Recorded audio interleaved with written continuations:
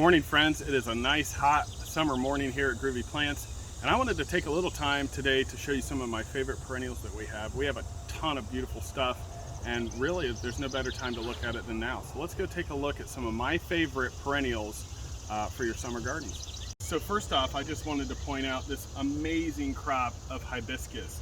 So you may know about tropical hibiscus, but there are actually hardy hibiscus. These are very hardy perennial plants.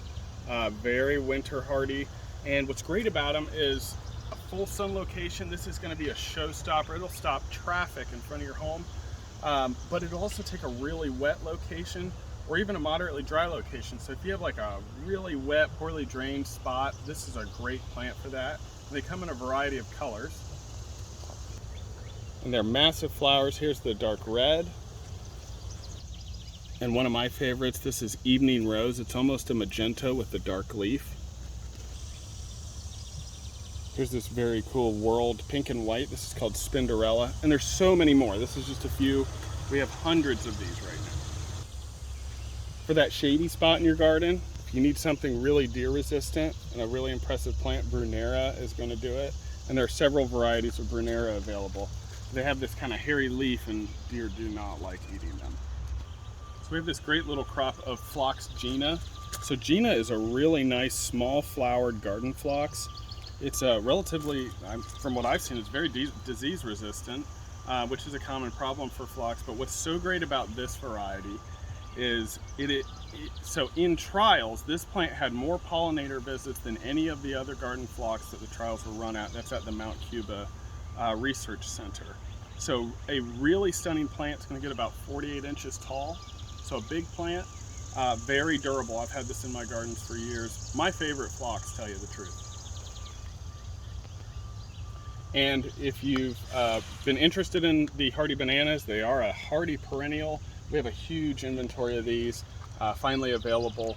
So still not too late to plant them. If you get them in the ground soon, you can still water them and still have that awesome stand of bananas next year. Now Rudbeckia, I just think summer when I think of Rudbeckia, but the Rudbeckia crop looks really good. And if you just need something that's electric yellow, durable, super easy, you really can't go wrong with Rudbeckia.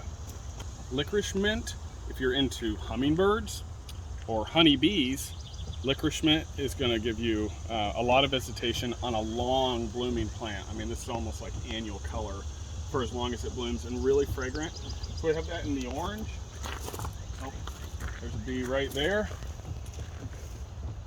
Actually, this whole little stand is covered in pollinators right now. We have the pink. Here we obviously need to water a little bit, but this is Golden Jubilee. This is kind of a hard one to find. We did these from seed. Very pretty plant. This thing's been blooming non-stop for weeks. And here's Purple Haze. So if you've planted salvia before and you don't like how they go out of bloom so quickly, Agastache or the Licorice Mints, hummingbird mints, are going to give you a much longer season of color. And they do have that wonderful fragrance too. They smell just like licorice. So it's a bit sunny, which kind of messes with our color, but trust me, Coreopsis, if you're looking for summer color, a durable, heat-tolerant plant, deer-resistant, Coreopsis is really hard to beat. And they just come in a wonderful variety of colors. I'm really loving this desert coral. Look at the color on that. It's one of my favorite color combos.